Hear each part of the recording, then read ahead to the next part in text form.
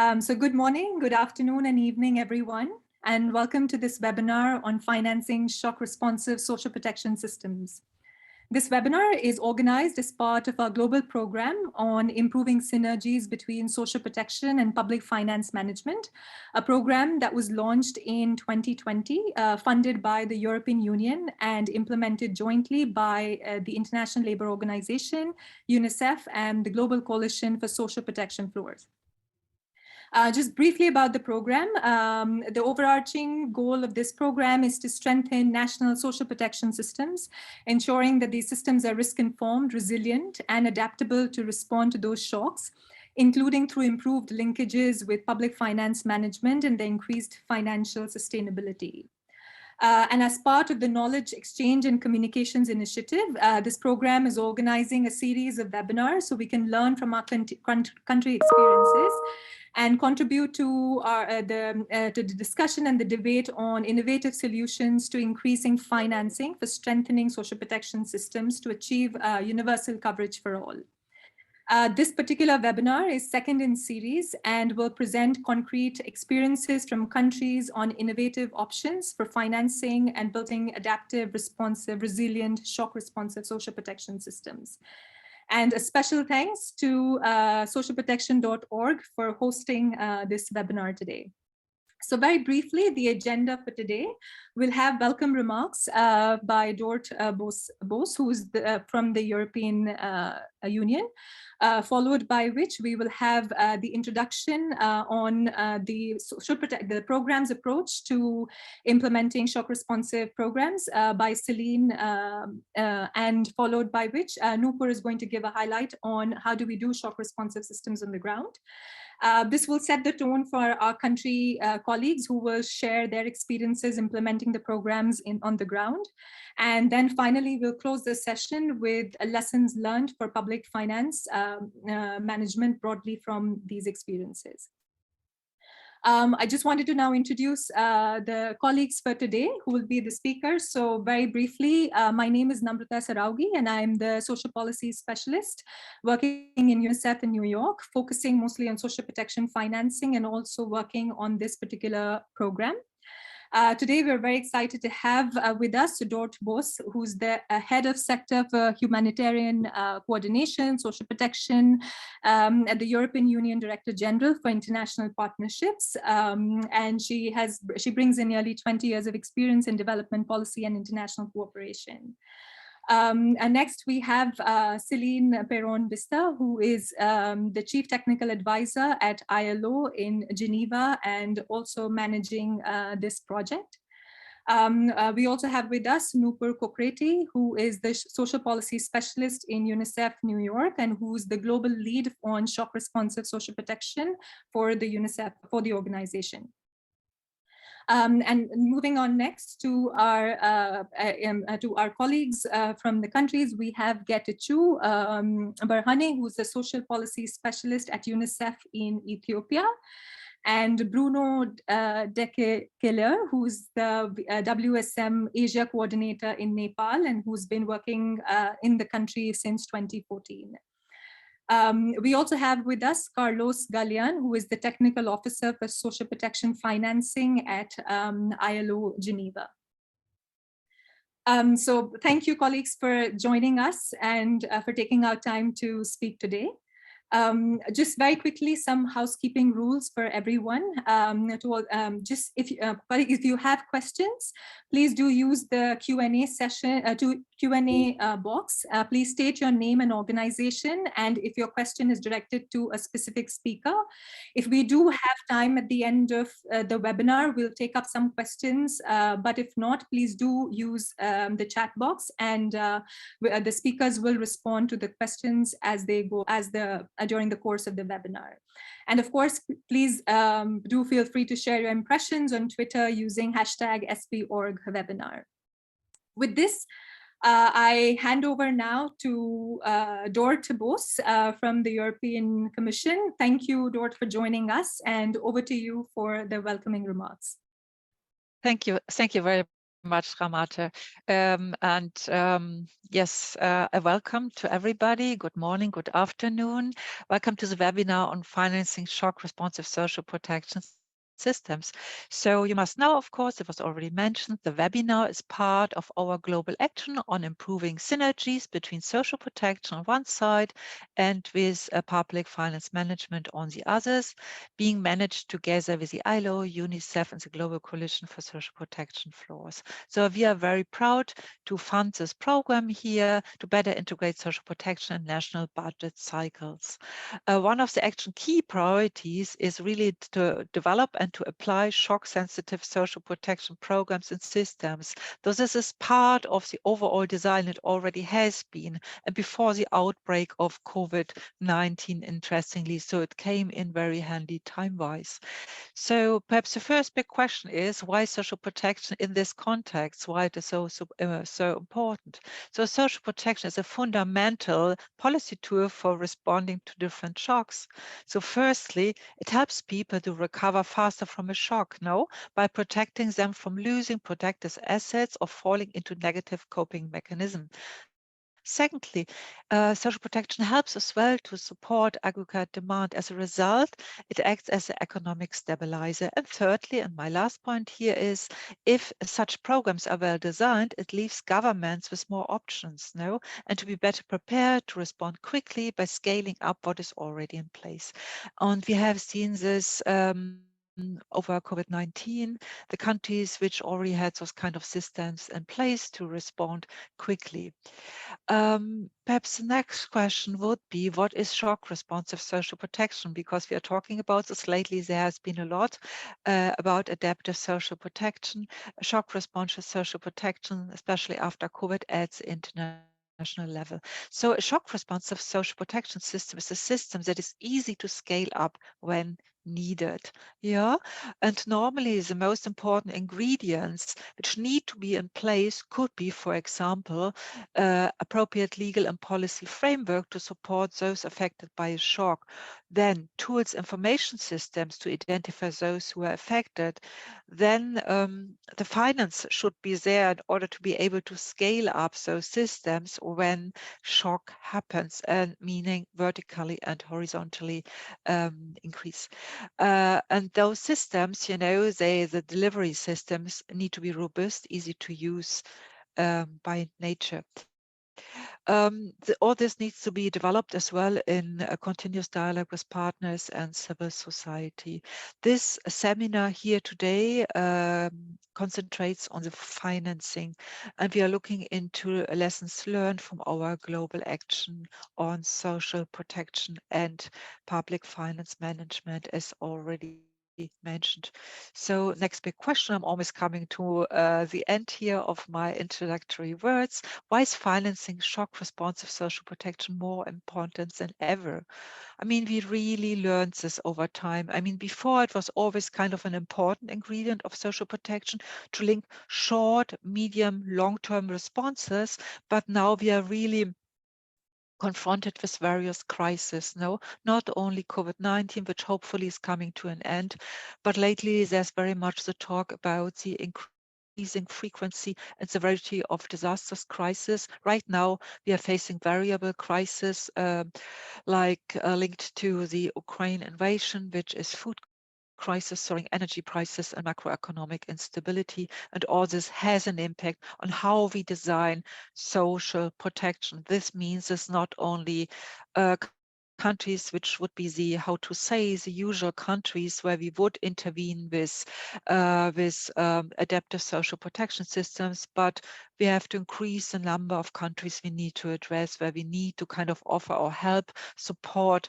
to design appropriate social protection systems. Having said this, preparedness is key. Governance need to be be prepared to design this kind of programs which can be used when necessary. Just as my very last point here, what is the European Commission, the European Union doing? So conceptually, I would say we have been on the forefront. We had already, you might all know this, designed the guidance package on social protection across the humanitarian development nexus, the so-called SPAN package you might know. And then during COVID-19, we have been quickly responding to the most immediate needs in terms of social protection. So in all our programs of social protection, we did a lot of front loading.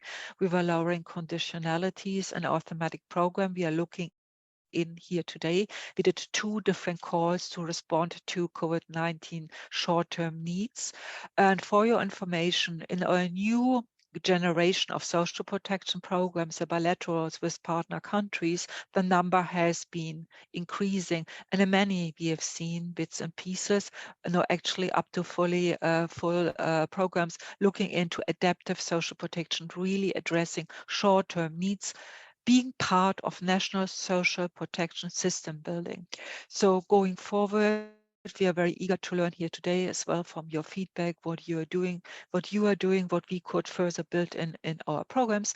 And just my very last word, I think with what we are doing here at EU level, it perfectly fits in with what is being done at the international level. We very much welcome what is happening at the international front, talking about G20 with the adaptive social protection, talking about G7 where social protection was also highlighted. And for the first time, I think the Global Accelerator on Jobs and Social Protection for Just Transitions UN initiative was mentioned. By the way, we all know this. At the UNGA, there was the event where the implementation strategy for this Global Accelerator was launched. So full support from our side for this. I would conclude here and would hand back. Thank you very much for organizing the seminar and good luck. Thank you. Thank you so much, Doerte, for this, the welcome remarks and for highlighting the critical importance of the shock responsive social protection systems. With that, I now hand over to Celine Bista, who will give us an overview of the work that we're doing in this program on shock responsive social protection systems. So Celine, over to you. Thank you very much, Namrata, and thank you very much, Doerte, for this introduction, which really set well the scene and will also concord with the few examples I will give now from directly from our program, trying to summarize the approach that we are developing under this program to respond to crises and also to build more resilient social protection system.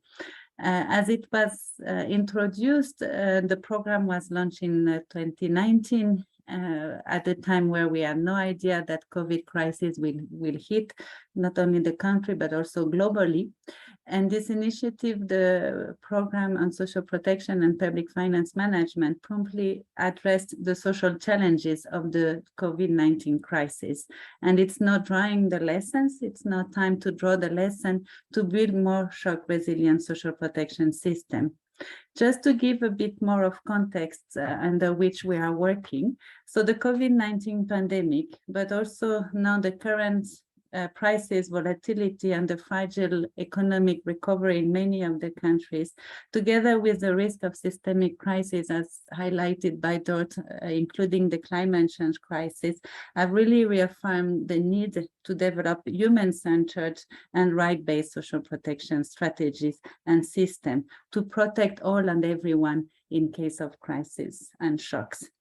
By ensuring that the social protection systems, including flaws, are indeed universal, but also comprehensive, adequate, and financially sustainable, countries are better equipped, like Doerte said, to maintain workers' and families' income and prevent them from falling into poverty when a crisis hits, as well as recovering quickly from a crisis, but also to mitigate the impact of the shocks and also the impact of the shocks on what we have seen, the growing inequalities that were exacerbated by the COVID crisis. And also having those systems in place, social protection system in place, it will support the economies to quickly rebound by smoothing the consumption, and also support the enterprises and the business to rebound after the crisis. And finally, in the new current context of learning from what happened, is to ensure also that transformation of economies and societies will be inclusive and socially just, including transformation that will be inevitable due to climate change. So what have we learned through this project during the response to the COVID-19 crisis? The COVID-19 pandemic really exposed significant deficits in terms of social protection access. But however, it also helped us to prompt an unprecedented social protection response, like never seen in countries before. The path at which social protection measures were deployed, with for a track that we're keeping in ILO, with over 1,800 social protection measures developed across the world. 1,800 measures, which really showed that social protection, when becomes a priority at country level, it can be implemented. And part of this response is the social protection and PFM program, particularly supported 17 of its partner countries over the past 2 years to formulate and implement social protection measures to respond to the crisis. And this kind of measure examples range from extending social registries to reach out more beneficiaries, as well as designing social transfer to reach out more families, for example, through the IDPO program in Cambodia, or also designing wage subsidies program for the garment industries in Bangladesh, as well as all the work that the program also did, and we will talk about it, to support the establishment of an employment insurance system. So now it's time to learn from this country.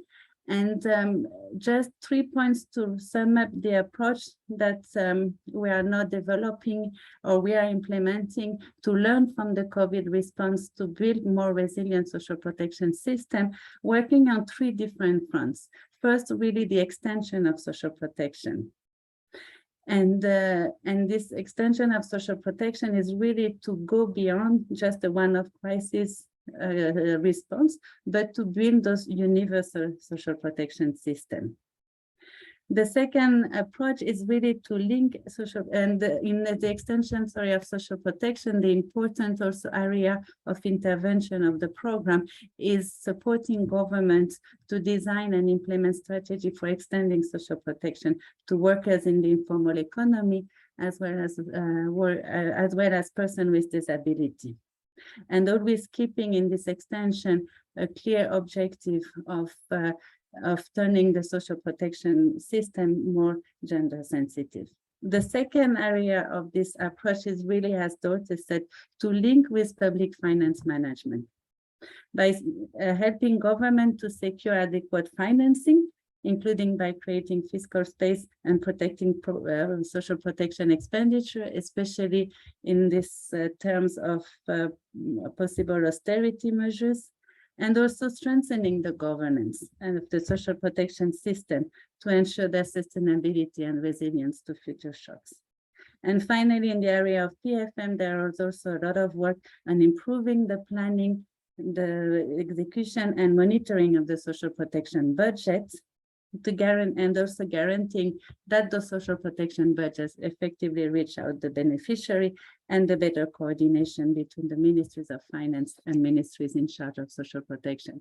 And finally, the third very essential angle of this approach is to continue building partnership and policy coherence. And here Doerte mentioned that we're working together with the European Union, UNICEF, Global Coalition, and the ILO, but the project also goes beyond, engaging with international finance institution, and also working with the civil society and trying to put together the key actors at the government level, ministries of finance, Ministry of Labor, ministries in charge of social protection, as well as, very importantly, the social partners. So I will stop here and we will learn more about the program in listening to very concrete example that we will have in the next session. Thank you very much.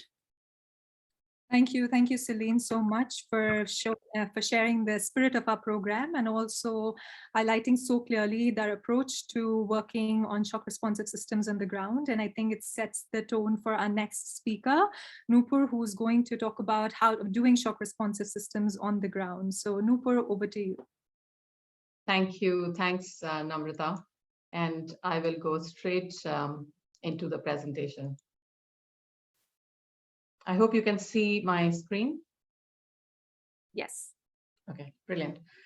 So thanks again. And hello, everyone. I'm Nupur. As I was introduced in the beginning, I work with UNICEF and I work on shock responsive social protection. And my brief today is to talk about unpacking the term shock responsive social protection and what it means really.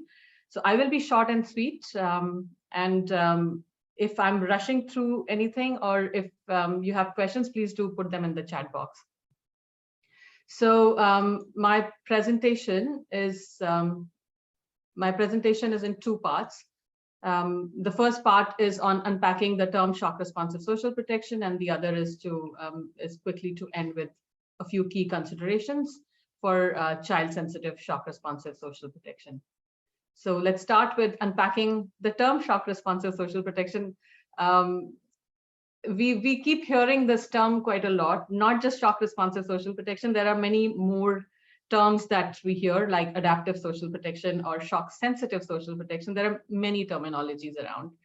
And it's important that when we are discussing any of these terminologies, for us to be focused on the outcome that we're looking at, because these are new terminologies and they're all evolving. So, so this slide really speaks to that. For a shock responsive social protection, if we forget the terminology, just look at the 3 bullet points. What we're really talking about is the ability of the social protection system to anticipate shocks and react to them and prepare the systems for that. In humanitarian terminology, this work would be called as preparedness. Then the second part of a system's ability to support people when they need it the most is to perform its routine function. Forget about scaling up vertically and horizontally. The most important thing is that the social protection system does not collapse when there is a crisis, and it continues to play its routine function. So that's the most important part of a strong and a shock responsive social protection system. Then, of course, yes, scaling up, whichever way, vertically or horizontally, including new people, increasing the benefit amounts, or combining various kind of support mechanisms together to support people, or beyond the scaling up, etc., to adjust or to make small changes within the program so that the program is able to include more people and accommodate new populations, and also help people overcome and cope with the shock and stresses. In humanitarian parlance, this would be called as a response. And then the third point that is on the screen here is that it is the ability of the social protection system to contribute to resilience building of individuals, households, communities, and systems for future shocks and stresses. Again, again, in humanitarian language, this would be called as recovery, and in climate change language, it will be called adaptation. Basically, what we're saying is that social protection should be able to support people when they need it the most. And good social protection is shock responsive. So moving to the next slide, within UNICEF, we've been trying to track the shock responsiveness of social protection systems for a couple of years now. Based on some of the criteria that you see on the screen in bullet points below. And what we've seen is that over a period of time, as you've heard from the previous speakers, Celine and Doerte, that with COVID, we've seen a lot more countries responding to crisis using the social protection mechanism. And that is what we see in the graph here as well. Over a period of time, we see that the number of countries with absent or weak shock responsive social protection systems have been decreasing, and at the same time we see a corresponding rise in the number of countries with moderate and strong shock responsive social protection systems. Yes, the number of strong countries are limited, very small compared to moderate, but the column here in moderate gives a lot of hope to us. Over the coming years, we would like to focus more on reducing these numbers that are there in under absent and weak, and as if we look at the trend, this is happening anyways. So moving quickly on, something which helps a lot when I'm trying to explain what is shock responsive social protection and how can we make the systems responsive to shocks is to use this diagram to explain that social protection system includes 4 interlinked components: evidence-based, the policies and the legislative framework, the programs, and the administration for that. And so, so when we talk about shock responsive social protection, it means, for the evidence base, it means embedding an analysis of risk in poverty analysis. So things like where do the poor reside? What are those areas that are often impacted by crises? The ones that we can predict for future. So where are people residing? Who are the people who are often impacted, who are most badly impacted? Identifying those areas, looking at what the early warnings talk about from the previous crisis. What does it say? What are the trends? So building that evidence base, then that should form the core of the work on shock responsive social protection. Then quickly moving to the next level of the next component of social protection system, which is the policy and the legislative framework, which kind of governs everything that happens within social protection system. It sets the direction and the steer for social protection, and risk informing that, adjusting policy framework, working on contingency planning, embedding them with the policy so that the social protection policies and frameworks do not block any intervention that has to be taken up at the time of a crisis. Along with that, also looking at financing and ensuring that there is adequate financing for supporting any kind of measures or support at the time of crisis, and protecting that. Another equally important part of a shock responsive social protection is coordination with humanitarian actors. And that is one of the reasons why in the previous slide I was talking about the terminology. We tend to use different terminologies in social protection world and the humanitarian world. The coordination is very important, not just between ministries, but also with humanitarian actors working in the area. Then the third component is the program. And again, there are multiple programs, as you may know, contributory as well as non-contributory programs, but looking at those, reviewing those programs to risk inform them so that when needed, these programs are able to include more people, they're able to increase the benefit values if needed, and can expand to newer areas if required. And also ensuring the complementarity of different programs so that the outcome for people is what we had in mind when we started with working on shock responsive social protection. And lastly, it's the administrative system, which is more about the delivery of the social protection program and making it responsive to shocks. This includes working on the databases, the registries, investing in interoperability of information systems, ensuring that the delivery mechanisms are functioning properly and can scale up if required, and also do not collapse at the time of a crisis. So there are multiple things that need to be done, but basically what I'm saying is that for working on shock responsive social protection systems, it is important that an analysis of risk is built all across all the 4 components of a social protection system. Now I will be quick, and I will end with some considerations for child-sensitive shock responsive social protection systems. The first one, as I have said in the beginning, social protection system includes different components. There are 4 components, and all work on shock. If you're working on shock responsive social protection system, we need to work on all 4 of these. It's not enough to work only on one component and expect magic to happen. Magic will not happen unless we are working on strengthening the shock responsiveness of systems by following a systems approach, a full systems approach. So that's consideration number 1. Consideration number 2 is that if you're talking about human capital development and ensuring that that process is not disrupted in times of crises and stresses, then it's important that a multi-stakeholder and a multi-sector process is embarked on as a part of the work on shock responsive social protection systems.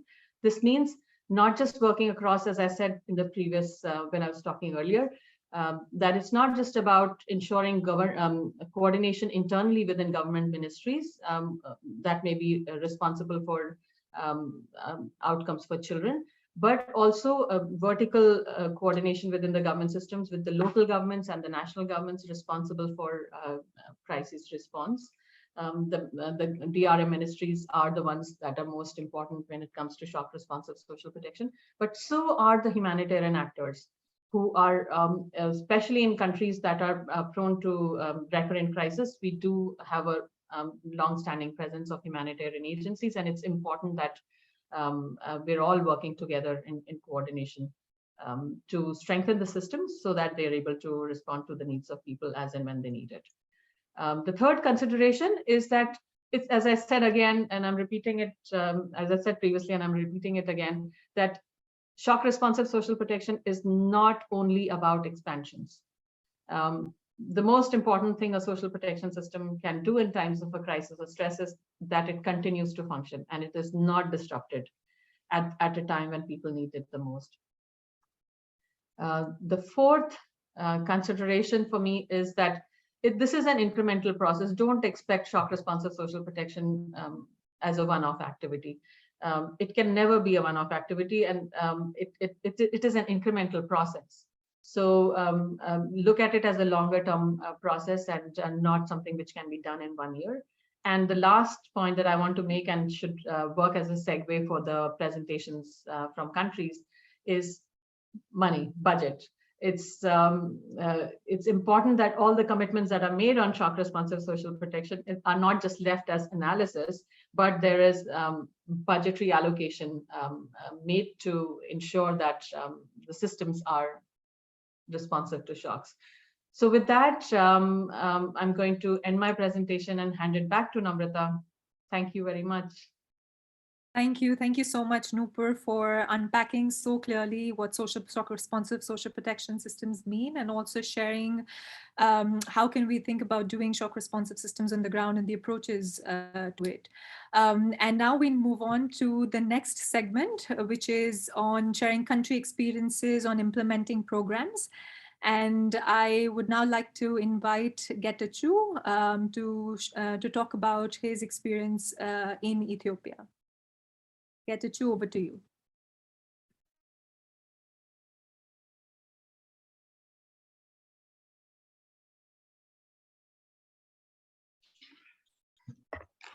Hello.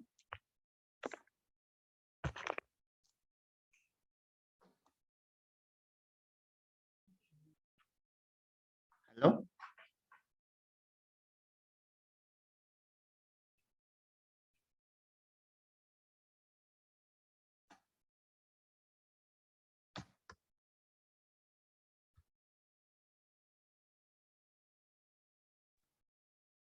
Oops. Sorry, guys, I was in mute. Getachew, are you? Yes. Okay, great. Thank you for the opportunity for us to share our experience. I hope you can see my screen. Yes. Just want to do it full screen. Okay, great. Yes, so I'm going to share an experience in terms of shock responsive SP from Ethiopia. As you know, some of you or all of you may know, as a country, Ethiopia is currently facing a lot of multiple shock, which include, including conflict. We have drought, and then because of this, we have over 4.5 million IDPs, and the people in need is estimated currently around 29.7 million. To respond to this, UNICEF country office is currently supporting the government of Ethiopia to respond to those shocks in many ways. One of the interventions that we are supporting is through humanitarian cash transfer, with the objective to, pilot, design, and implement shock responsive system to support, in particular, those IDPs affected because of both conflict and drought. The main objective of our HCT is to contribute to household food security and nutrition security. In addition, we also provide cash plus support, which include about case management and psychosocial support to those children separated from family, orphan, or any kind of vulnerability because of those conflict. In addition, we also, provide linkage to services through the deployment of social worker. Just to share our approach in terms of our humanitarian cash transfer approach, we use a government system. Just to share the snapshot how we do the process, and including the target group, the people that we reach so far. In terms of intervention, we target the most vulnerable IDPs in different parts of regional state of Ethiopia, including in Amhara, Afar, where there is people affected by the northern conflict, and people in other area affected by drought, which include Oromia, Southern Nation, and Somali. And also we supported some area which are affected by affiliate like Gambela region. In terms of the people reached through our HCT so far, we have reached around 137,000 IDPs in those 6 regions. And we are currently working to reach more than 300,000 people, which is already on process. And I hope by end of 2022, we will reach more than 300,000 people. As I mentioned, in terms of approach, we also mobilize social workforce to support those households affected by multiple shock, including the GVB and other kind of support. In addition, we provide SBCC message, which include wash, nutrition, and other areas. In terms of our coordination and the collaboration, as you know, one of the major challenge in shock responsive is in coordination and collaboration. We are implementing through Ministry of Women and Social Affairs. In general, we also collaborate with Ethiopian Cash Working Group and Regional Cash Working Group, plus the existing social protection system working group, like we have for productive safety net, we have a donor working group. So we collaborate with different kind of existing platform, including existing social protection platform. But in general, we bring together the social sector, also the disaster risk management sector. In addition to our humanitarian cash transfer, we also support existing productive safety net to respond to shock. In particular, rural productive safety net respond to climate shock, in particular drought. With the support of SIDA financing, we are currently supporting 300,000 people through the existing system. In addition to that, with the support of European Union for social protection and public finance management, we also supported urban productive safety nets, the payment system, the digital payment system, to make it, with a slight adjustment to respond to shock. And currently, urban PSNP is supporting IDP with that kind of payment adaptation that we supported. In terms of our targeting and the registration system, as I mentioned, we are implementing through existing government system, which we call it Bureau of Women, Children, and Social Affairs. In all IDP sites and also in host community, we have established selection and appeal committees. We use different kind of targeting system. In some area, we use blanket, depending on the context. In some of the IDP areas, in some areas, we use vulnerability targeting. In some area, we do also blanket coverage of pregnant lactating women, especially in drought-affected area. So we adjust depending on the context. In addition, currently we are doing piloting digital registration.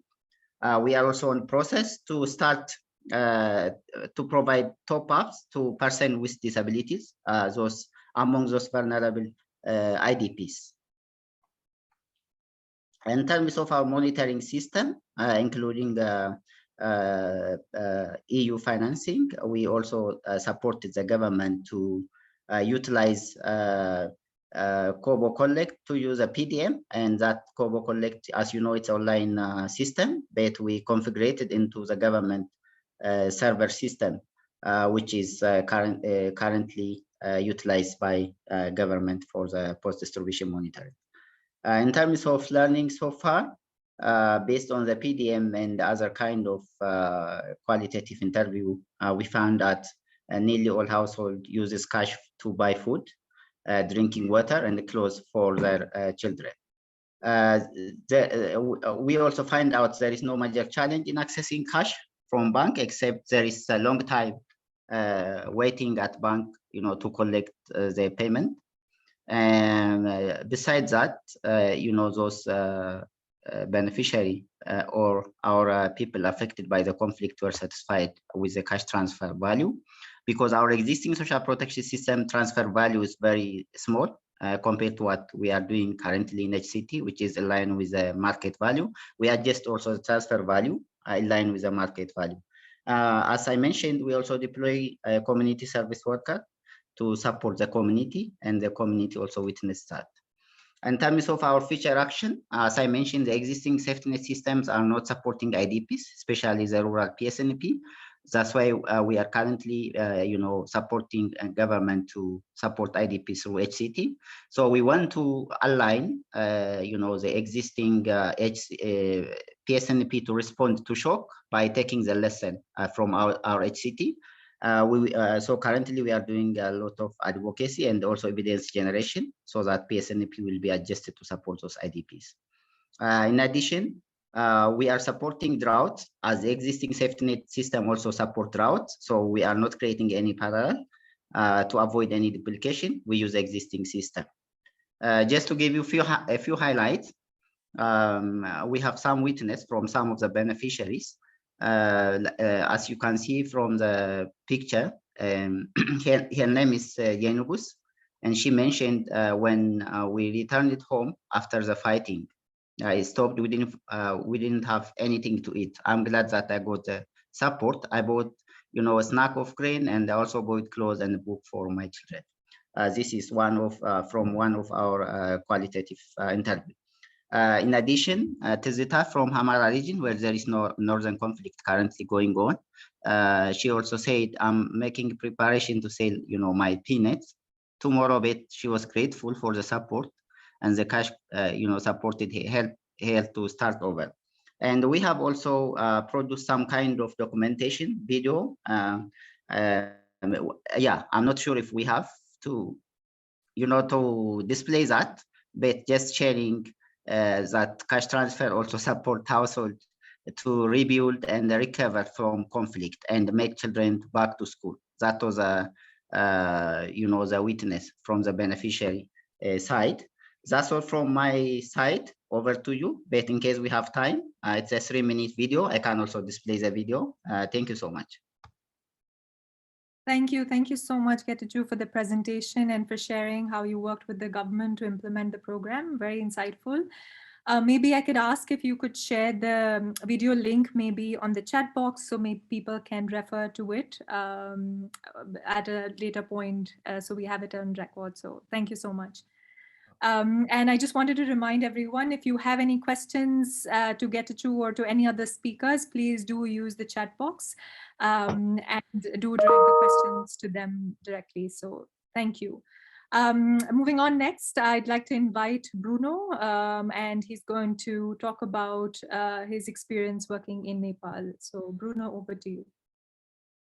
Thank you so much, Namrata. I'll try to indeed keep it as short as possible because we have a lot of ground to cover. So yeah, I'm based in Nepal, working for WSM, and there we are building up a national network that advocates for social protection. So this presentation has input from ILO, UNICEF Nepal, but also our partners, the trade unions, CSOs, Save the Children, Danish Red Cross, that has been working a lot on shock responsive social protection, Oxfam, and also the World Bank. So I'm going to go very fast. I know that the slides will be shared with people afterwards, so I hope in that way, if people need to revisit something, that they are able to do so. If you have any questions, since I have to leave right after my presentation, please write any questions in the chat, and then I will try to answer them as we go along or at the end of it. Okay, so there's a lot of shocks in Nepal. The two most current ones are, on the one hand, floodings, and on the other hand, landslides, mountains, a lot of glaciers melting, all of those issues, and so clearly also a link with everything that has to do with climate change. But we also remember the 2015 earthquake that devastated the country, followed by COVID in the past 3 years. But then I also want to highlight how we work with trade unions, and so highlighting that it's not just natural catastrophes or climate change influenced by people, but also man-made or industrial catastrophes like Bangladesh, like Celine mentioning the garment sector in Bangladesh, so important, and even these current inflation, these not also shocks that could be considered, especially for countries like Nepal, where we depend so much on informal workers, 80% of the workforce, remittances of labor migrants, 1/3 of the GDP at least comes from labor migrants leaving Nepal to work outside, and then so heavily dependent on tourism, which was also so affected by COVID. So what am I going to talk about? How is social protection done in Nepal, in theory and practice? Once we know where we are, where is Nepal heading? What are their objectives? And then finally, is any of this adaptive or shock responsive? What are some of the key challenges? And then, since I'm talking from the mandate of the Global Coalition for Social Protection Floors, what have civil society and trade unions been doing? What could they do? Also finishing off with some quotes, similarly like my colleague from Ethiopia, and then I've left you with some future reading, further reading if you have not had enough. But before we begin, I'm usually used to doing this in workshop with people. So before we start, I have a little riddle for people. There's many questions that I'm going to be answering, but I wanted to throw one at you guys to see if I'm not talking as a voice in the desert. So what cannot talk but will always reply when spoken to? And so please write your answer in the chat. And in 2 slides, I will come back and try to give you the answer. Shock responsive, I wasn't a big fan of the term. From our side, we prefer a lot more to talk about adaptive, not only talking about how can relief be given, provided to households after shocks, but also how can we increase the resilience, how can they cope with during the shock, and also adapt. And so the entire aspects as well of just transition. The government of Nepal, for instance, has 6 policies on climate change adaptation, but none on mitigation.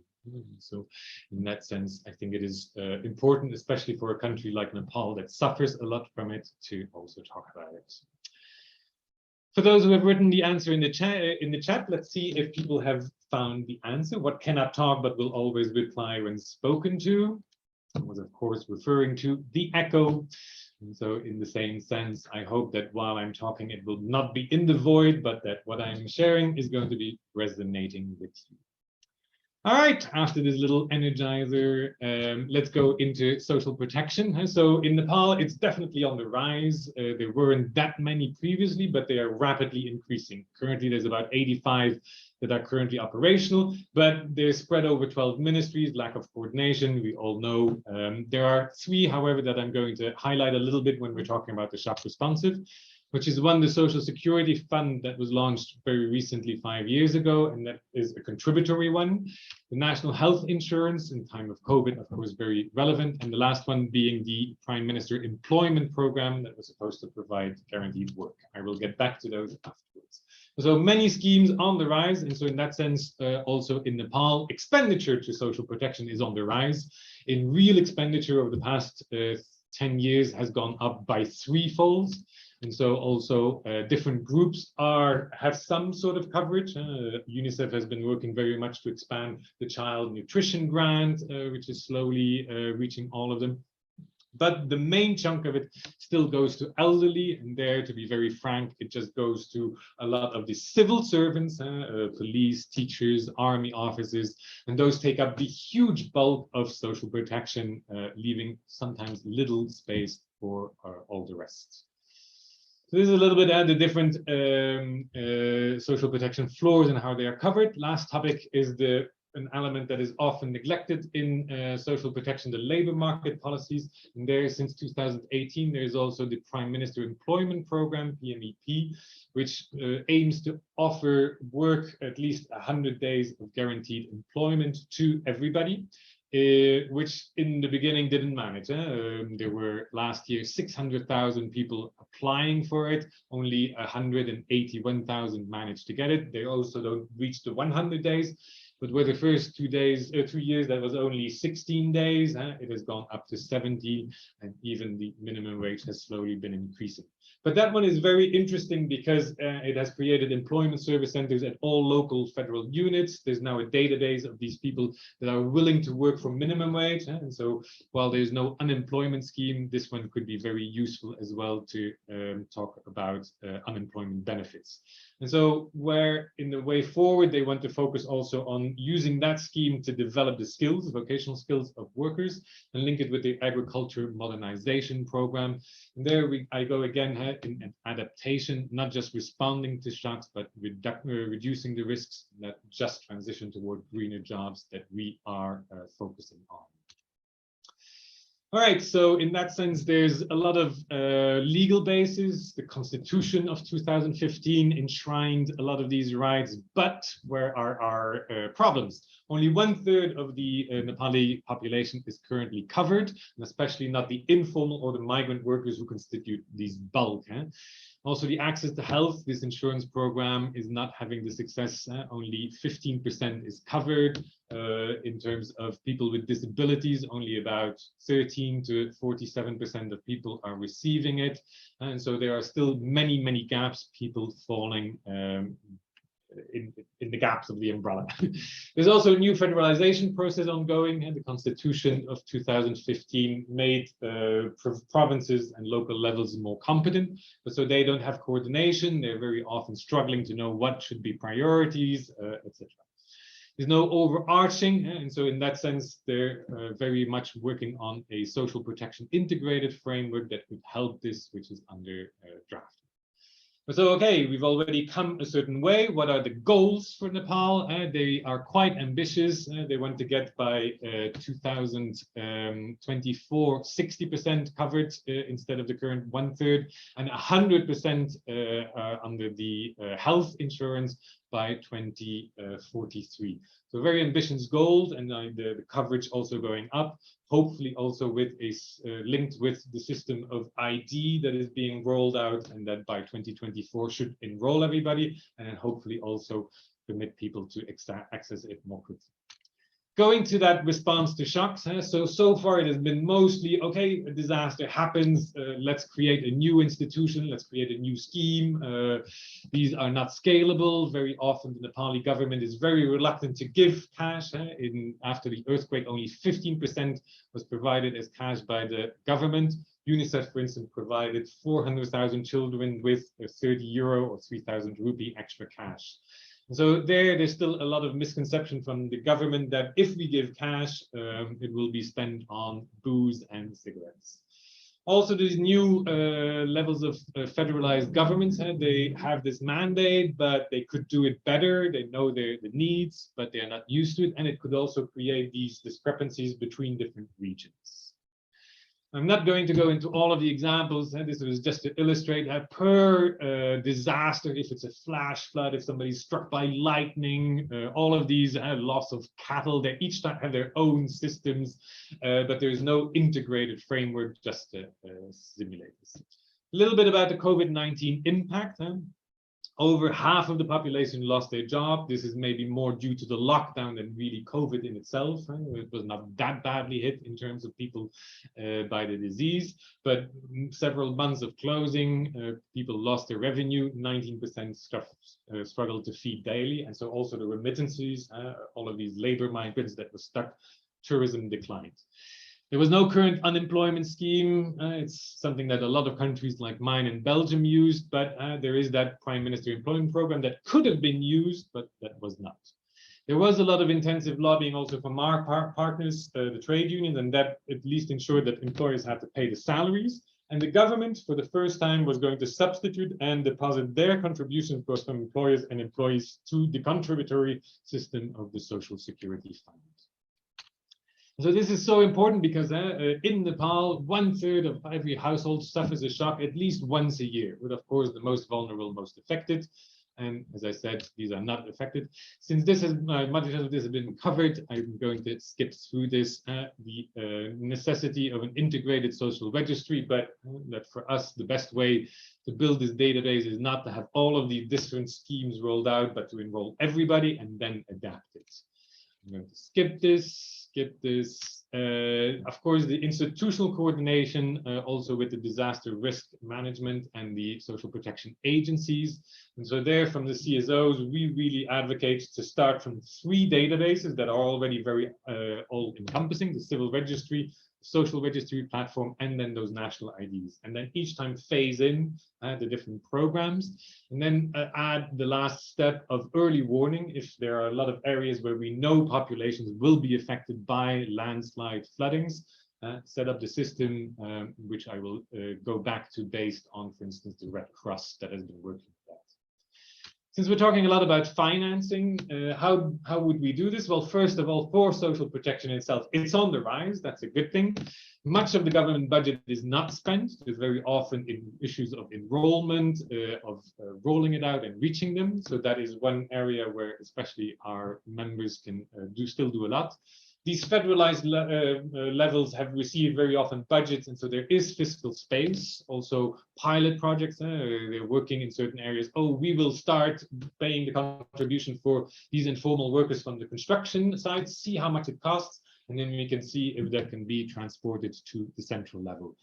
Of course, actual tax collection is a huge issue in Nepal. They're not really collecting as much as they should be. The welfare fund for migrant workers could function a lot better. And then, of course, we first need to convince the government that investing in social protection is an investment, not a cost, that it will pay back. We've talked about the stabilizers, elements, etc. The aspect as well that, for instance, the Social Security Fund is completely funded by contributions from employers and employees. There's nothing coming from the government who just does the management. And so that also very much stimulates a right-based approach, which, if not, is often lacking.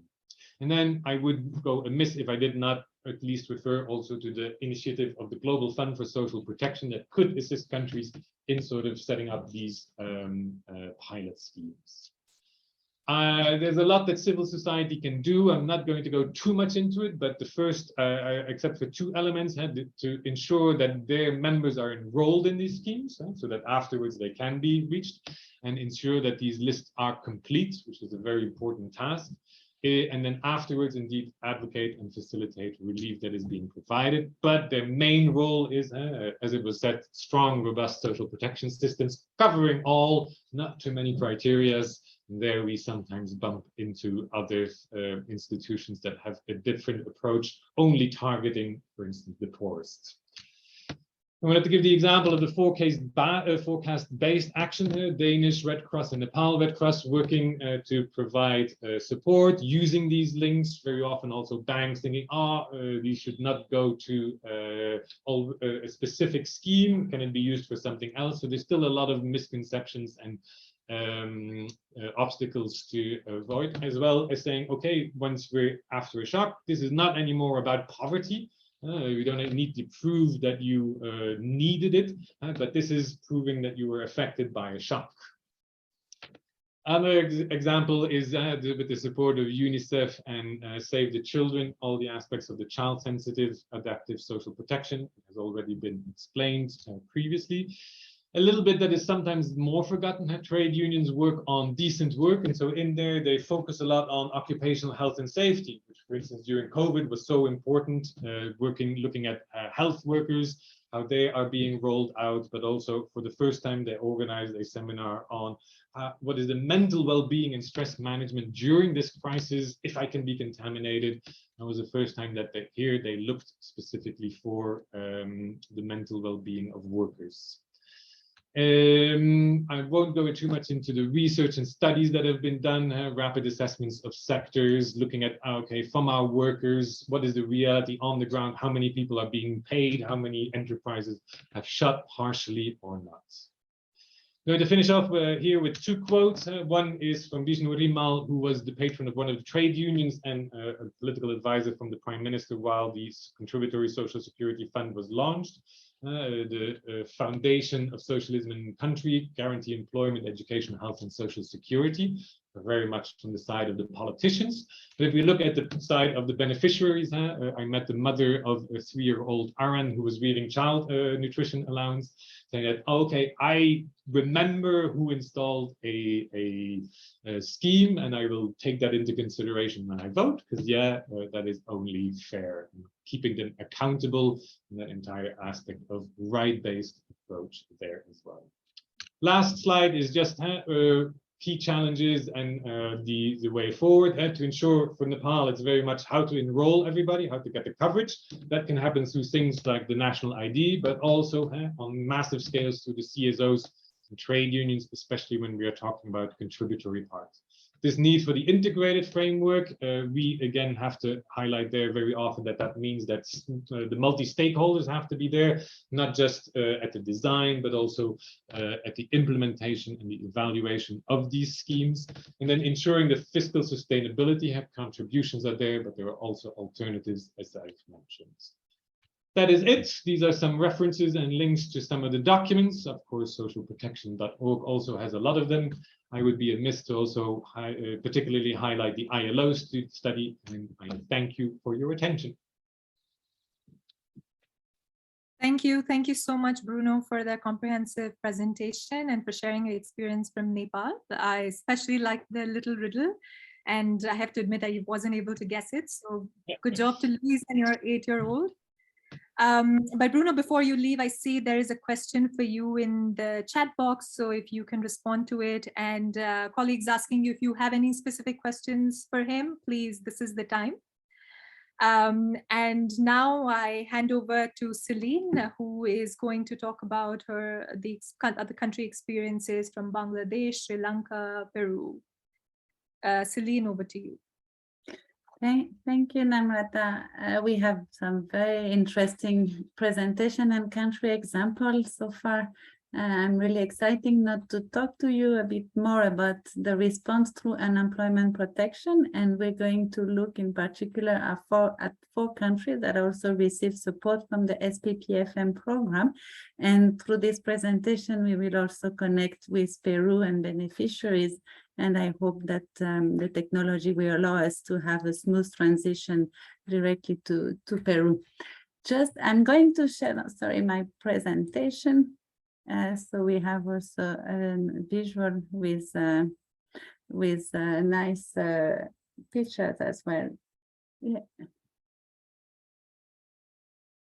Well, so yeah, we're going to talk about the unemployment protection measure that were taken during COVID, and how can we learn from those responses to build the more resilient and more sustainable unemployment protection system. It was mentioned, I think, in almost on the presentation, that this is very important. And the reason why it's important is because with the COVID crisis, we realized again that less than 1 in 5 unemployed workers was not protected during the COVID crisis, basically leaving almost 82% of the global labor force without protection. And if you look at this, at the regional coverage, you also see great disparities with obviously what we know, and Bruno said in Belgium, we have an employment protection system that were extremely useful to support workers and their family during crisis. But this is unfortunately not yet the case in the other region across the world. The COVID also created an unprecedented job crisis with, at the heat of the crisis, 255 million jobs lost.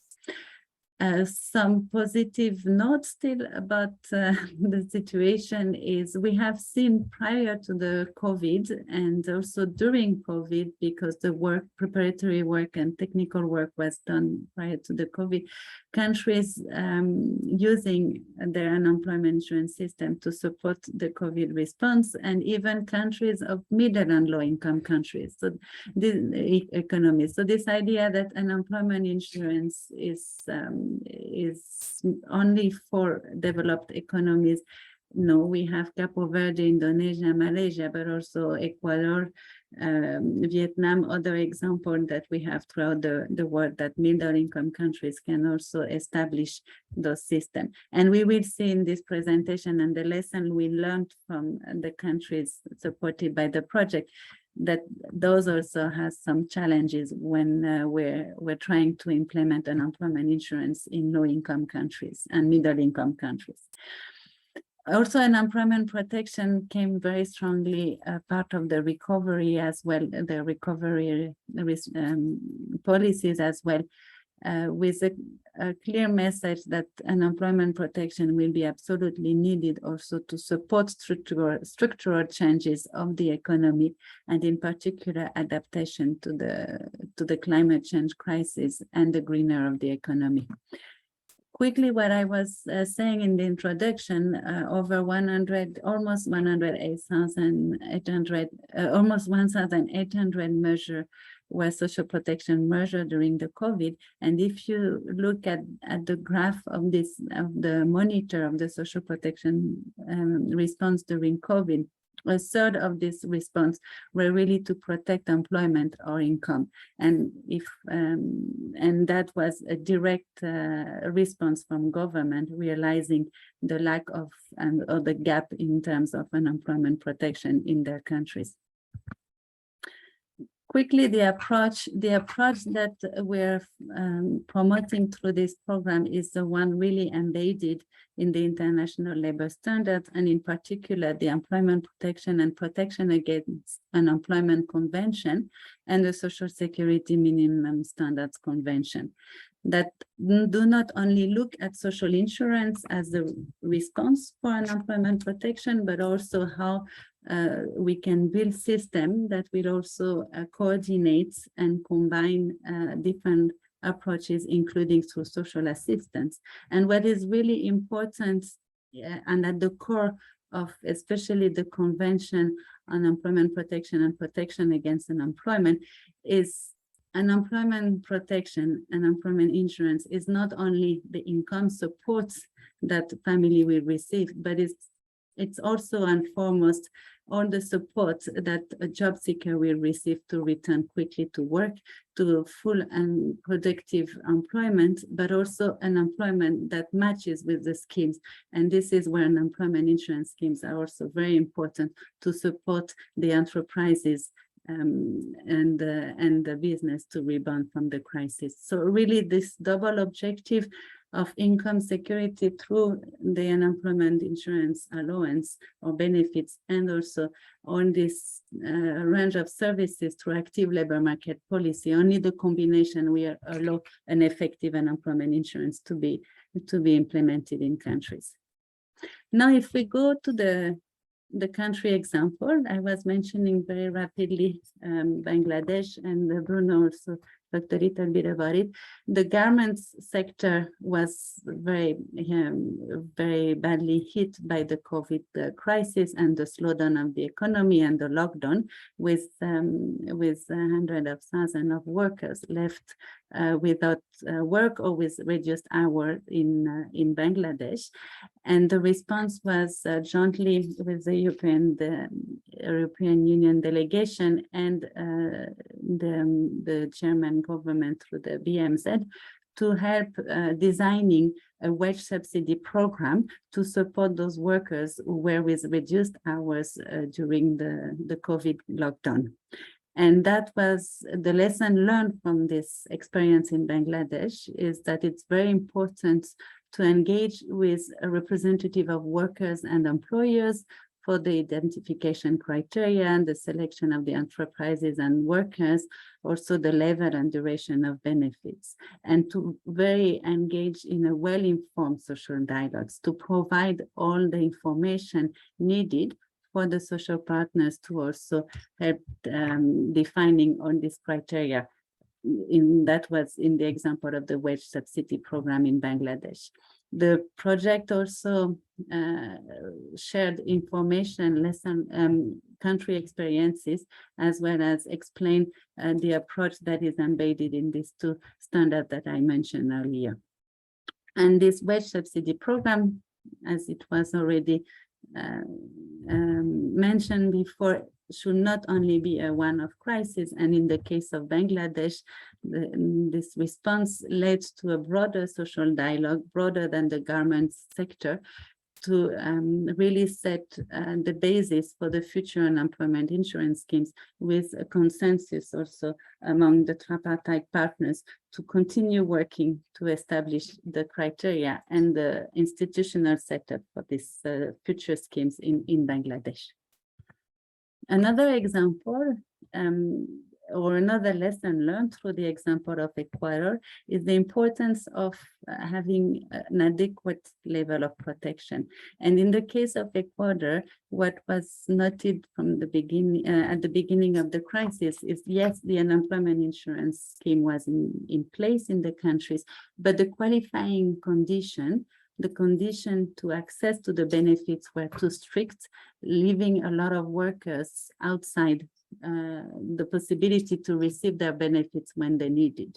So what is important in this case is really to design the parameters of the schemes, and in particular the qualifying condition, which is concretely the number of contribution or months of contribution that one person needs to put in the social insurance to be able to receive benefits when the person becomes unemployed, to leave a certain degree of flexibility, to ensure that also workers in short-term employment will benefit from the allowance and unemployment insurance allowance while they're unemployed. And this expansion of coverage, or the coverage of also short-term workers, will have a great incentive to register also workers of the almost formal economy, but still workers working informally into the social insurance, so moving them one step further into formalization. So unemployment insurance was really perceived as a great incentive, because having a short-term immediate return for the contribution put in the social insurance, rather than for example, the pension system that will really be perceived as being too far in time or in the future for those workers who do not have a large contributory capacity. And now I will stop my presentation, because we will travel to Peru and we will listen to some beneficiaries that received, that were also involved in the discussion of why having an unemployment protection system in Peru. And here I give back the hands to our colleagues who will help us with the technology. Thank you very much, Val.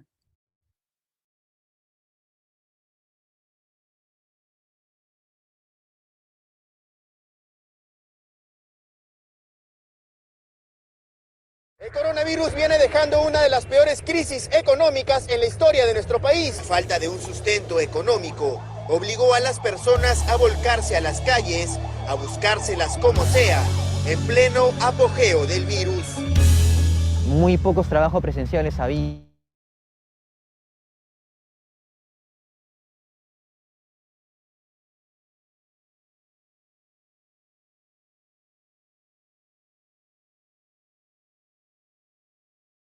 Viene dejando una de las peores crisis económicas en la historia de nuestro país. Falta de un sustento económico obligó a las personas a volcarse a las calles, a buscárselas como sea, en pleno apogeo del virus.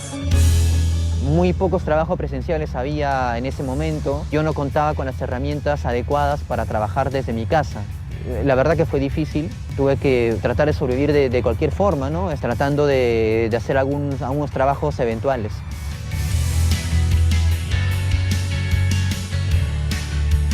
El objetivo es reducir la vulnerabilidad de los trabajadores y trabajadoras frente a la pérdida de su empleo, protegiendo sus ingresos y mejorando su perfil laboral.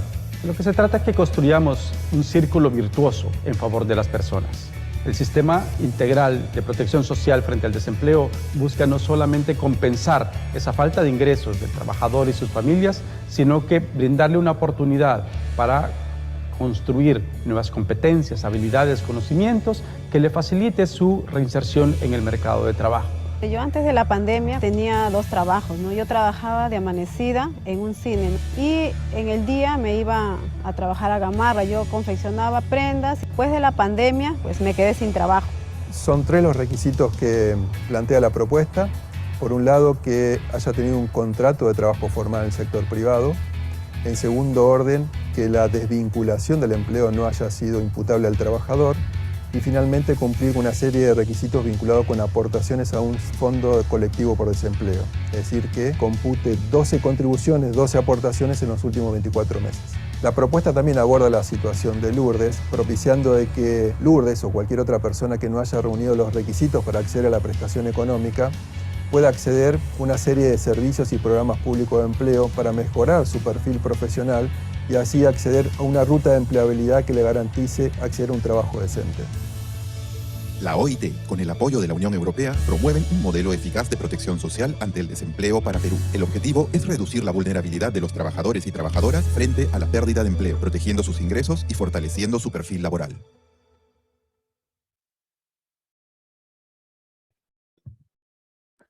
Thank you very much. So that was the second example coming from Peru, and we had also part of this program another country, Sri Lanka, where the support was provided to the tourism sector this time.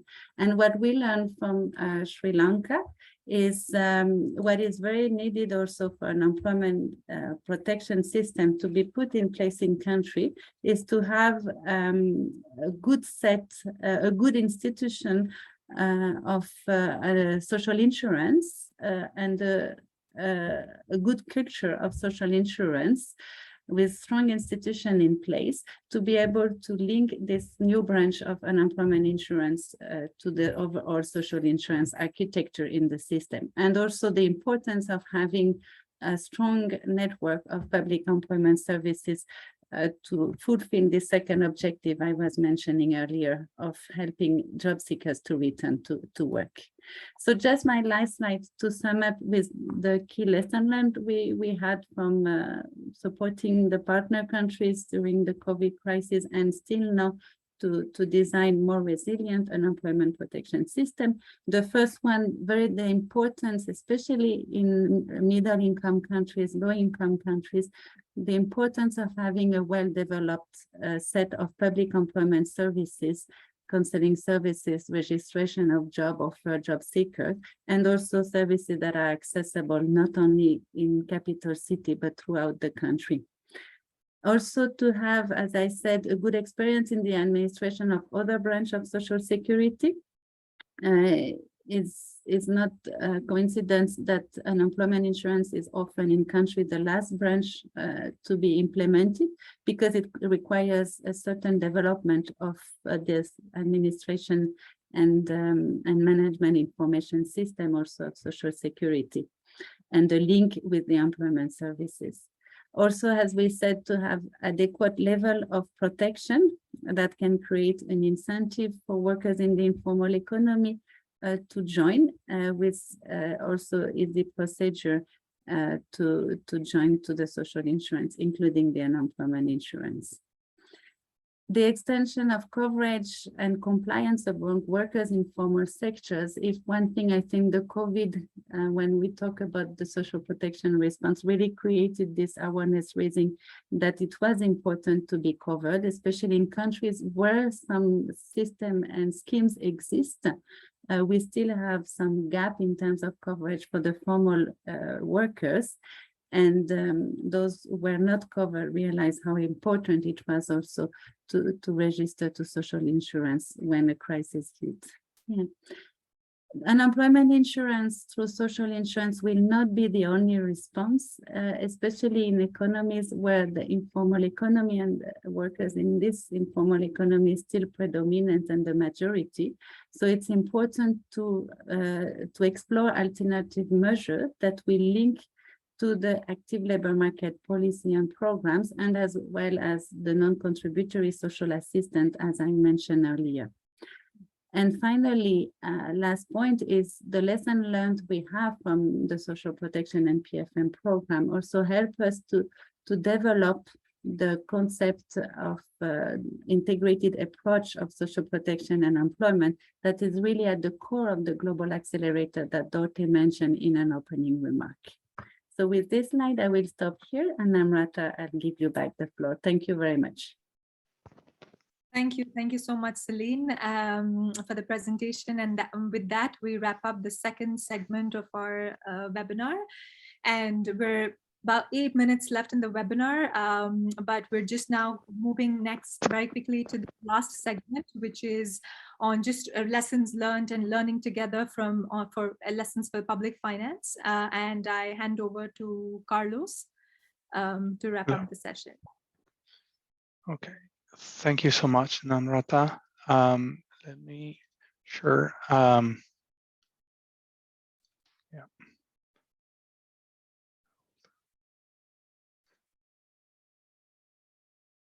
So good afternoon, everyone. Thank you so much. My presentation is trying to be short. The idea is that I will go quickly summarize what we have done, try to learn a bit or reflect upon what countries in which the project operates. Second, try to reflect on how this has been done. Maybe that is something that is not what we tend to think when we think about social protection. And finally, come up with some key opportunities that are happening at the global level. So first of all, wrap up on what we have seen in countries in which the project operates, and maybe connect with countries beyond the social protection and public finance management project. First, I would like to recall what Nupur said. She said a good social protection system is shock responsive by design. So in that sense, COVID provides a magnificent, dramatically stress test to social protection systems. And again, linking to what Celine said, there are positive signs and also some shadows. The positives is that we've seen unique historic social protection response. We've seen this in the project.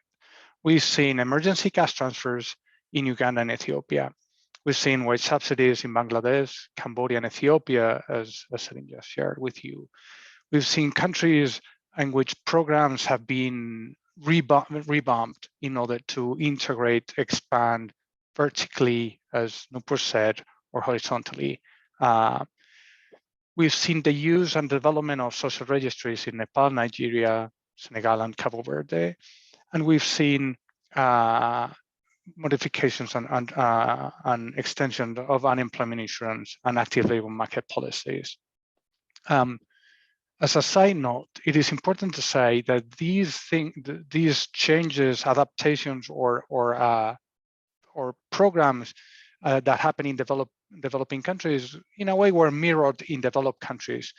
We could look at a country like the United States of America, where the unemployment insurance, as it was designed, was not enough to buffer against the shock of the COVID shock. So the US government was forced to implement two different unemployment insurance related or COVID related programs, which actually responded to this idea of horizontal and vertical extension, which put 3% of GDP in unemployment insurance benefits, 3% of GDP. For the first time, people that were not entitled according to the previous regulations in the US were entitled to receive pandemic-related unemployment insurance.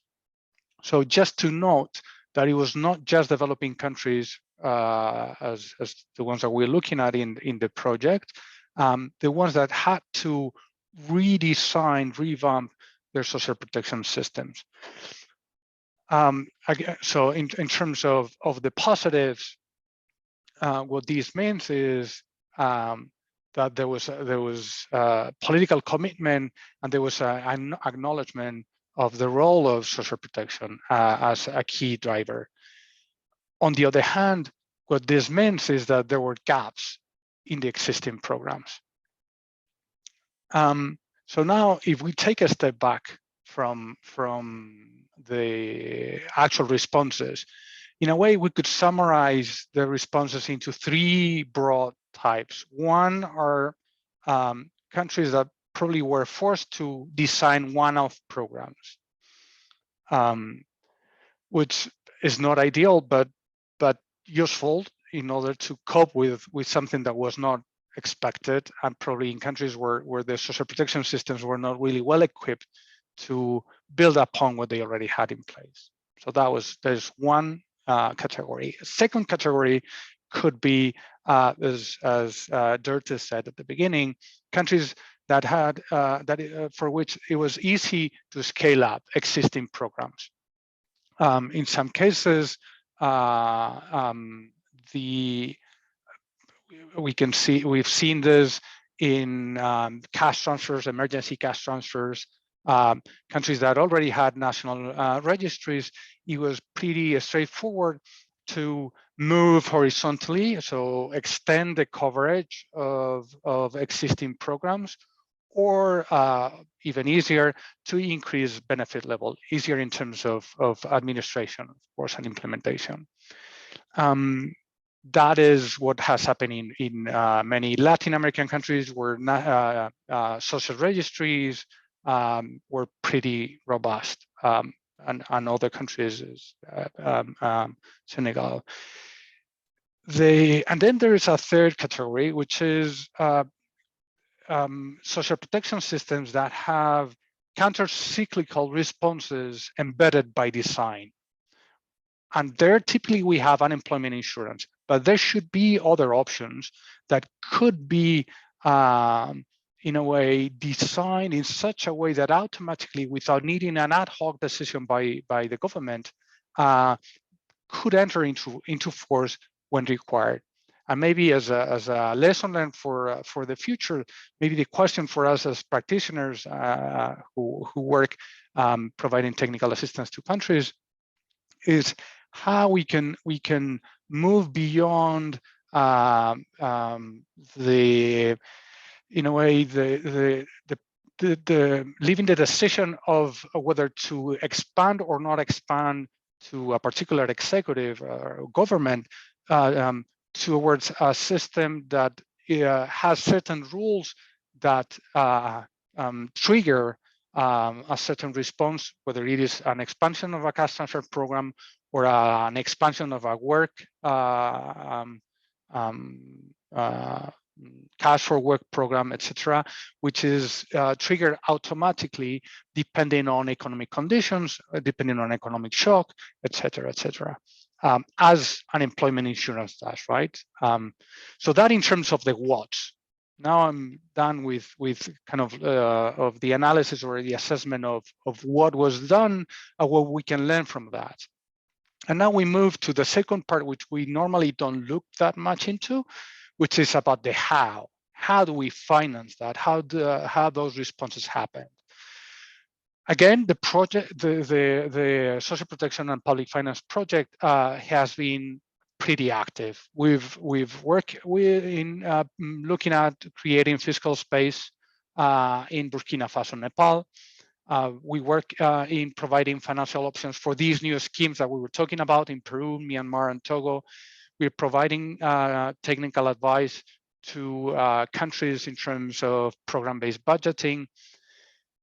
And now the question is, for us, and also trying to understand and learn from what has happened and these responses, is how the two are connected. How these responses that happened during the COVID times were financed. So in a way, we forget about the what and we focus on the hows. Sorry, this is not working. Yes. So then we move into a different conversation, which is how to maintain the momentum and how to learn from the response that happened. And here, I would just mention three key ideas. One is how to go beyond ODA, and that I've seen that question came in the Q&A. On the one hand, again, as practitioners, we need to keep putting pressure on donors, as the European Union does, to continue the financial support to the development of social protection systems. But at the same time, we need to put pressure on governments to reduce dependency. So in a way, even if countries that nowadays are totally dependent on ODA to finance their social protection systems, we need to put pressure to ensure that there's a roadmap in place which would draw how they're going to take into a larger share of the funding. Second, as we were discussing, is how to design those counter-cyclical social protection systems, those systems that would trigger automatically. Key role of unemployment insurance, national registers, but also rules that would enter into place automatically. And then looking at COVID, we can look at what the countries in which the project operated and beyond, and try to learn about how these things happened. And from what we've seen, there are basically four major drivers. One is, in some cases, there was emergency funding through some sort of regulated mechanisms, funds that were that had been in place before COVID, that were set aside for unexpected events. In some other cases, through budget reprioritization. So either changing lines, changing programs. Third, supplementary budgeting. In some cases, the government was forced to increase budget and had to go through the Congress, or enhance expenditure tracking. So here, basically, the key message is we need to learn not just about what countries did, but also how they did it, and reflect upon how we can, to what extent we can apply those lessons in the future and embed them. I finished, Namrata, with my last slide, which is going beyond the program. There's actually a global response showing that things are moving. The IMF just created the Resilience and Sustainability Trust to help low-income and vulnerable middle-income countries to build resilience to external shocks, with a special fund that will contribute to their longer-term balance of payments, focusing on climate change response. And finally, as you already all know, there's a new initiative of the Global Accelerator on Jobs and Social Protection for Just Transitions that is going to put on additional funding with a key priority on social protection and green and care jobs. So in financial terms, these are key responses that try to address some of the major gaps in public finance management. Thank you so much. I'm sorry for the overextending. No, thank you. Thank you so much, Carlos, for sharing those lessons for public finance. And I think it's a great way to wrap up the webinar. Just wanted to take this opportunity to thank you, and big thanks to all our speakers for taking out the time to sharing your knowledge and experience today. And most importantly, to all the participants who were able to join us. I know we all have competing priorities, so really appreciate that you took out time, and I hope it was worth it. Just wanted to also say that the webinar, we will host a series of webinars in the coming, over the course of the period. So we do have our third webinar planned for December 15th, which will focus on disability inclusive social protection. So please do bookmark your calendars and stay tuned for more information. And then finally, please do make sure to answer the survey, which we will share after the session. So we can work to improve the rest of the webinar. So any feedback is welcome. Thank you again to everyone for joining, to all the speakers, and also to socialprotection.org for hosting us. Thank you. Goodbye. Thank you, Namrata. Thank you, everyone.